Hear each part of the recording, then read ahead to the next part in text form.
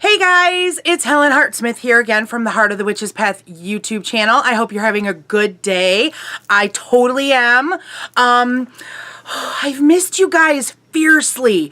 I got a lot to say, and so I'm gonna try to keep it like concise. Like I said, I got a lot to say. I'm hoping to make a number of videos. I have to apologize for not posting anything. Oh, excuse me. I've been drinking tea and things are happening. Sorry for not posting anything last week. Real life was kind of at the forefront. There was just a lot of stuff happening, and so by the time I had time to film, it was like at the end of the week, and so I was like, I'm just gonna wait. So don't worry. Everything that I was planning for last week, you're gonna get this week, and you might even get extras. So let's see how this whole shooting schedule kind of plays out. For this video, I want to talk about ConVocation 2019. As you can probably tell by the title of the video. Something odd happened this year, and that was Kathy and I didn't really record anything during the weekend. It was kind of fast paced, and we had a really large group with us this year. We had let's see, we had 6 rooms, and we had something like 14 people in our group that attended ConVocation this year. Now, we weren't together all the time or anything like that, because we all kind of went our separate ways for classes and such, but there was different levels of energy for the weekend.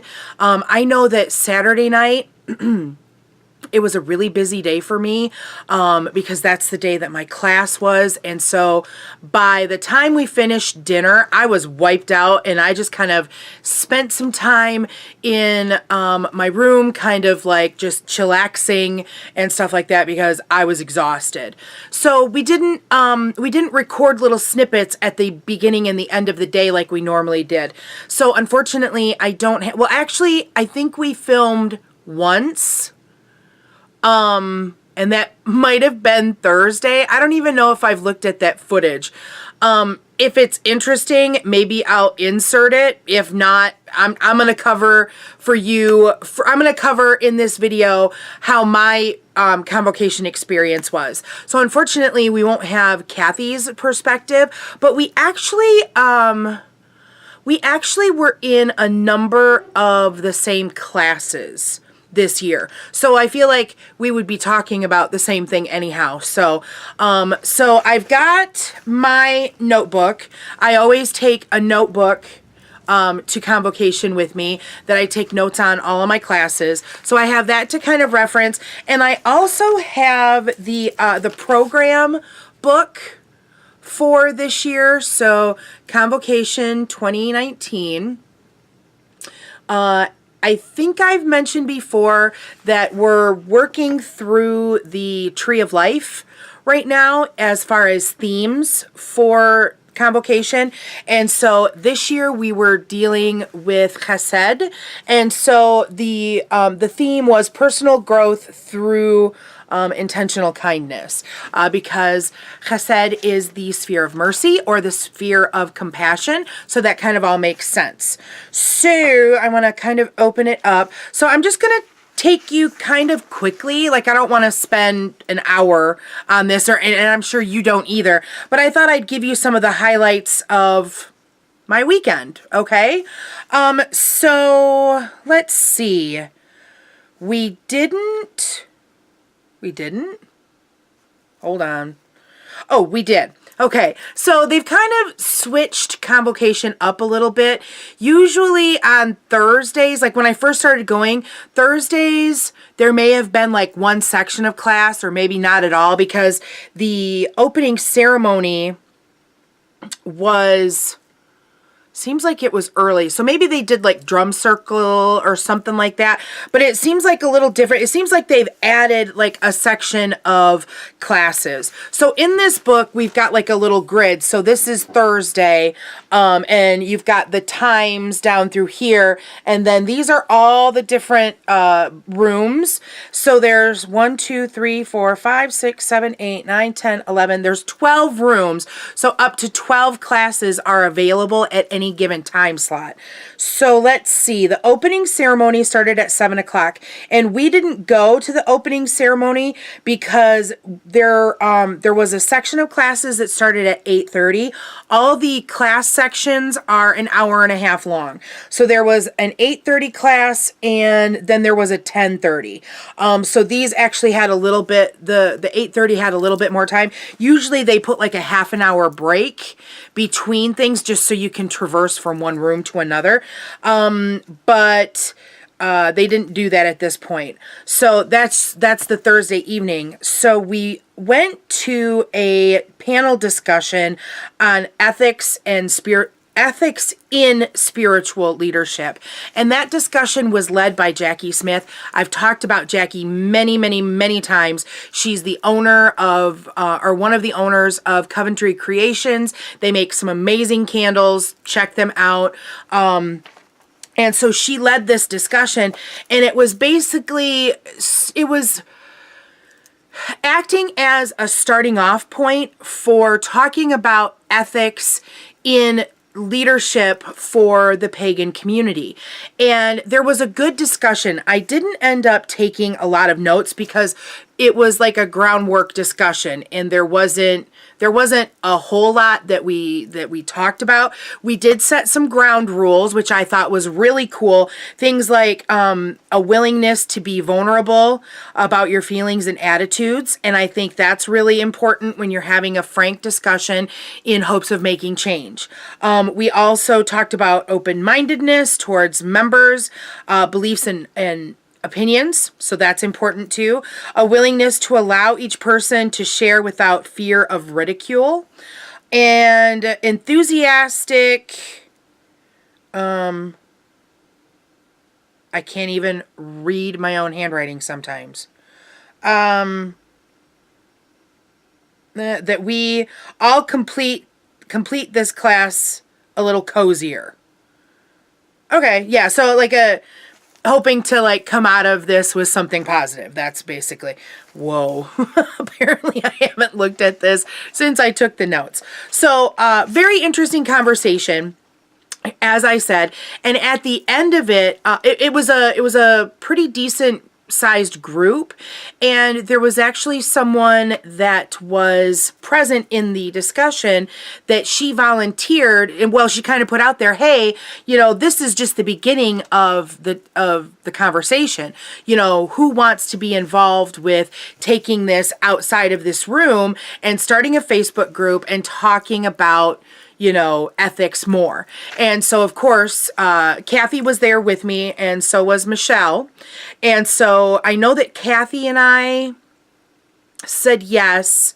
And so that group has started. So we're starting, and what we're looking at is creating like a list of ethics that's kind of like for the Michigan community of pagans, and that includes ConVocation and things like Pagan Pride Days and stuff like that. One thing that Jackie brought to the discussion, she lives in Ferndale, Michigan, and her business is in Ferndale. And so she talked about the fact that the city of Ferndale has a code of ethics for the town, and that's for like dealing with neighbors and things like that. And so she brought that and shared that, and so that was like really interesting. And so that's where the discussion is at. So I'm really encouraged that we're going to maybe come up with something that will be essentially accepted by like a general populace type thing. So that's kind of cool. So Thursdays, I guess before that class, that discussion, Thursdays for us as a group, we always go to Red Robin and eat together as a group. So that was kind of cool. So Friday morning was my favorite class of the weekend.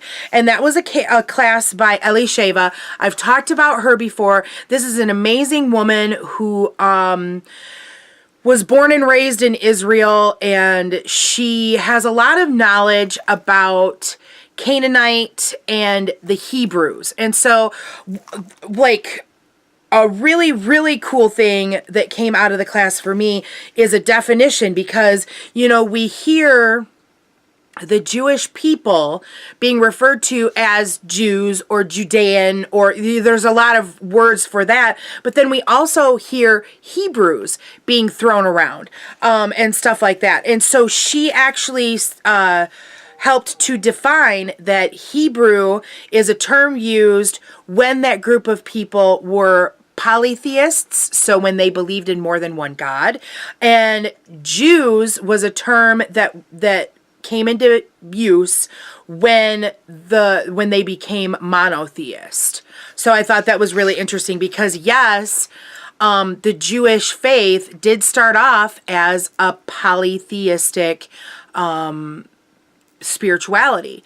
And so that's kind of interesting. And so her class was about a God who smites, a God who loves. And so she talked about the history of the Jewish God, and as he relates to Canaanite deities known as El and Baal and things like that. So she talked a lot about the tribal people aspect.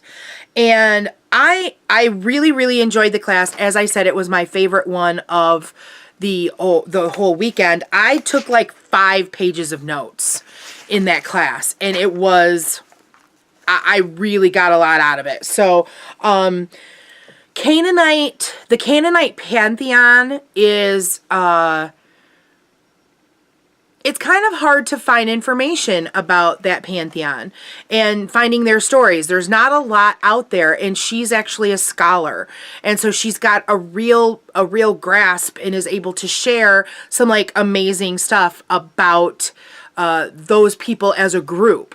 And so I've taken many classes with her before, and I hope she continues to come back. Elisheva, please come back, because I love you. Her accent, I just love it. I think I've mentioned this before. She could read the phone book, and I would be content. Just her accent is so amazing.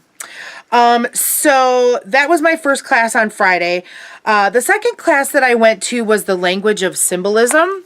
And this was a local teacher that, well, not like local to where I live, but a local to a Michigan teacher. And unfortunately, I didn't really get out of it what I was hoping to. He was very knowledgeable in symbolism. He's actually an artist. He creates his own artwork. And he has a really great grasp of what symbolism is and what sigils are and things like that. But I was hoping to get some pointers on how to create my own symbol or my own set of sigils or my own set of symbols. I mean, that's definitely something that I can just do, but I was hoping for some insight, and unfortunately that didn't happen. But that doesn't mean that the class wasn't worthwhile. It just wasn't what I was looking for. So it was okay. We did lunch after that, and let's see, the 2 o'clock class, I actually didn't go to anything because nothing really kind of jumped out at me. Unfortunately, I'm seeing some X's here. Unfortunately, Devin Hunter and Storm Fairy-Wolf were supposed to be at ConVocation this year, and unfortunately their flight was canceled, and so they weren't able to get another one that would get them there in time. So unfortunately, they weren't at ConVocation this year. So a lot of us were kind of bummed because we were looking forward to some of their presentations. So hopefully they'll come back next year. Guys, come back next year. We love you. So anyhow, there wasn't anything during that 2 o'clock block that really spoke to me. So I just figured I'll go shopping in the vendor room. Yay. So I did that. By the way, I'm going to do a haul video, but that will be a separate video. I didn't want to put it in with this one because, like I said, I don't want it to be super long, and I'm trying trying really hard to keep things short. How am I doing? The next class, I took Drawing Down the Moon, The Magic and Mystery of Deity with Jason Mankey. So as someone who has been practicing witchcraft for 20 plus years, I'm aware of what Drawing Down the Moon is, but it isn't something that we necessarily do all the time in our coven. And so this was a really cool class to kind of bring that information kind of back into my brain and kind of review it again. So I thought that was kind of cool. And Jason Mankey's kind of a fun guy. He's actually a Michigan native who lives out in California now, and he is the editor for Patheos Pagan. And so if you like reading blogs and are needing a place to go and don't know about Patheos, Patheos is a website that hosts all kinds of spiritual bloggers. And so there's like Christian, there's I'm not really super familiar like with what all there is, but there's a pagan division, and Jason is the editor for that division, and he also has his own blog. He's got a few books out. Do I have any? One that I can put my hands on super quickly is the... Oh, that's not it. Durr. Well, he co-wrote this one, The Witch's Altar. He co-wrote that with Laura Tempest Zakroff. I hope I'm pronouncing that correctly. Sorry if I'm not. And he did that one with her, and he's done at least one. No, there's two, I think, that he might have done by himself. Those might be in the haul video if you want more information on those. He also has a new book out, and I'm trying to remember what it's called, but he talks about drawing down the moon in that book. It's something like, I want to, like, traditional Wicca comes to mind, but that's Thorn Mooney's book. I'll put a link for the book in the description box. I thought about purchasing it, but I've bought so many books recently that I didn't want to get another one until I kind of got my stack read. So, anyhow, good information. It was a good, like I said, it was a good brush up for that particular aspect that I haven't really looked at for a while. So that was Friday. That was all of Friday. I really wanted to do, I went in like really wanting to do rituals and stuff like that. Nothing spoke to me. And that stinks. I guess what I'm going to have to do is I'm going to have to put in to do my own rituals. So maybe Mystics of Real Lore needs to like put in to do a ritual. I can't explain it. I really wanted to do rituals this year, but when it boiled down to it, it was just kind of like, meh, nothing really spoke to me. So that brings us to Saturday. And first thing on the docket Saturday was my class at 9:30. It was called Working with Spirit Guides in Chesed. And so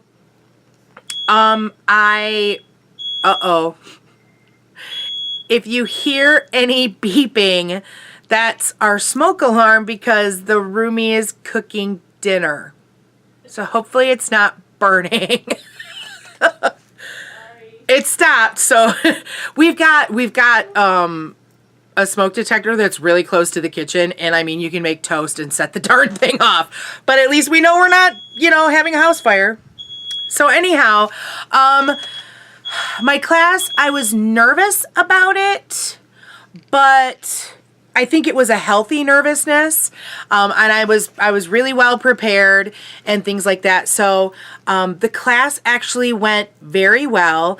I felt this huge amount of love and support because my coven sisters were there. The roomie came for the day. The roomie and our friend Lee came to ConVocation for the first time this year for the day on Saturday, and they came to my class, and we went to some other classes together, and of course we went shopping in the vendor room because, well, it was there, and the art room. But anyhow, class went really well. I recorded the class. Actually, Joshua, my friend, he is a YouTuber. His channel was Jade Empire, but he's recently changed it to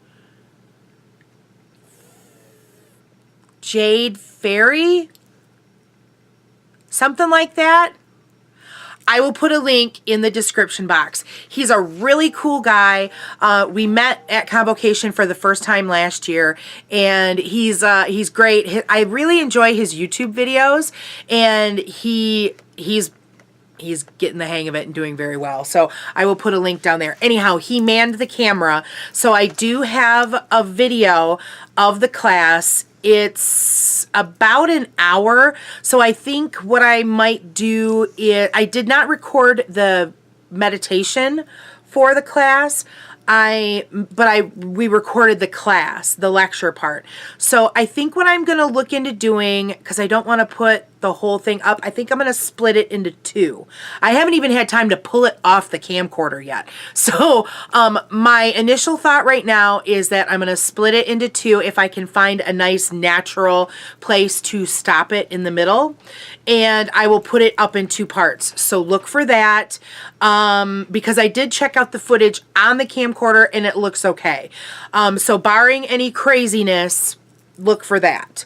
So the class went very well.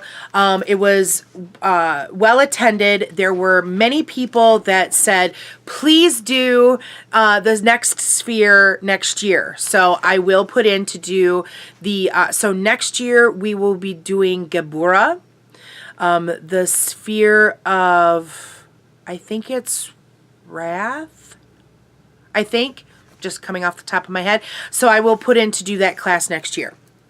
So it was very good. The next class that we went to was Oreos and a Glass of Wine, A Pagan's Guide to Aftercare. This is another class that I was hoping for something more out of it. This is a class that I actually looked at the description, and it was saying something along the lines of, you know, are you not feeling like you want to work magic? Are you feeling like you're not looking forward to the next coven meeting? Blah, blah, blah, this and that and the other. The description like really spoke to me. And unfortunately, it didn't address some things that I was hoping that the class would. But it was still a good class as to how to take care of yourself before, during, and after a ritual to ensure that you have a healthy experience. And so I appreciated the fact that that was covered in ConVocation, especially for those who are new to the craft and might not have had that exposure yet. So it was a valid class, and hey, there was Oreos and wine, so that was that's always a good thing too. So we did lunch after that, and we kind of ran out of time, and we didn't end up making it to the 2 o'clock class again. So we shopped because that's what we do. So that was cool. And then the final workshop of the day that we went to was Working and Wounded, Ken Day and Dame. Lady Dame Wilburn is another local teacher. She's from the Detroit area. And so this class, I want to like get to the notes. They talked about how we're all broken in some way. This is a really interesting conversation. I almost wish that I could have them here to like talk about it with you guys, kind of a thing. But basically the gist of the class is we're all wounded. How do we continue to work on that being wounded and still work on our practice? And so I thought that was really interesting. And they gave Ken Day is a shaman, and he's been teaching for a number of years. As a matter of fact, Dame is one of his students. And so he gave a really, really powerful leadership note that I was like, whoa. He talked about the fact that sometimes you have to maintain boundaries. and that maintain the intent that the teacher, and this is true for someone who works in healing capacities too. So let's try that again. Sometimes you have to maintain boundaries that maintain the intent that the teacher or the healer is in service to their student or their client, whichever side you're falling onto. You can't serve them properly if you don't keep the boundaries. Now, by boundaries, there are a lot of things that come into play. They specifically talked about like romantic things, because sometimes there's crushes that can happen between a teacher and a student, between a healer and a client. And so you have to maintain those boundaries that as the one in the higher position, as the teacher or as the healer, you have to maintain the boundaries that that's not going to happen. There's no romantic thing that's going to happen. And the same thing applies to, if you're a teacher and you have a student who, maybe isn't doing their work or, putting forth the effort that they need to for class. You are there in service to them. And so you have to maintain the boundaries of, okay, if you're not going to do the work, then perhaps you shouldn't be here. Perhaps you shouldn't be a student and things like that. And I thought that was like, that's a concept that was like in the back of my head and something that I was kind of aware of, but to have someone who I've looked up to, because I've taken quite a few of Ken's classes in the past, not in recent years, but he's very good at what he does. He's very good at shamanic work. And so to have someone say that, it really kind of gave me pause and made me, aware of, okay, this is something to take into my toolbox and remember. So I really enjoyed that. Remember that as a teacher, you don't know everything and you fuck up. Okay, maybe I shouldn't have dropped the F-bomb, but that was another solid piece of advice too. So yeah, that was a really good class. And then Sunday, I think that we just had a big weekend. Sunday, we didn't end up taking any classes. We talked about it, but what we ended up doing was sitting in the lobby and filling out all of our review slips and turning them in. And we actually left kind of early, but I think all of us were tired. I think that for me personally, I had a lot of stress kind of working up to the weekend because I was preparing for the class and things like that. And like I said, I was wiped out Saturday. And so by Sunday, I think there was like one class in one of the 2 time slots that they had going on that was interesting to me. But at that point, I just kind of wanted to go home and just be done. So, and that's not a bad thing or a good thing. It's just kind of the way it was. And so that's okay. So that's my experience. It was a great time as usual. It was a nice, even though we were tired, it was a great recharging. For me, it was a nice time to spend with my coven and our extended family. And so that's always like one of my highlights for the weekend. And it was great to see some folks that we hadn't seen since last year, basically. So, it was a great weekend, and there's my experiences. So that's gonna be it. Like I said, I plan on doing a haul video, so look for that next. If you enjoyed this video or learned something from it and maybe have questions or whatever, that's cool. Give it a thumbs up if you haven't done so already. Subscribe to the channel. If you do have a question about any of my experiences or what have you, please feel free to leave a comment below. If you want to, you can always, of course, contact me at the email, which is heartofthewitchespath@yahoo.com. You can do that. There's social media links for the channel stuff and for Kathy's Instagram in the description box, so check those out. And I think that's it. Look for some more videos because, like I said, I got a lot to say. That's going to be it for this one. So thanks for walking the path for a little while with me. And until next time, blessed be.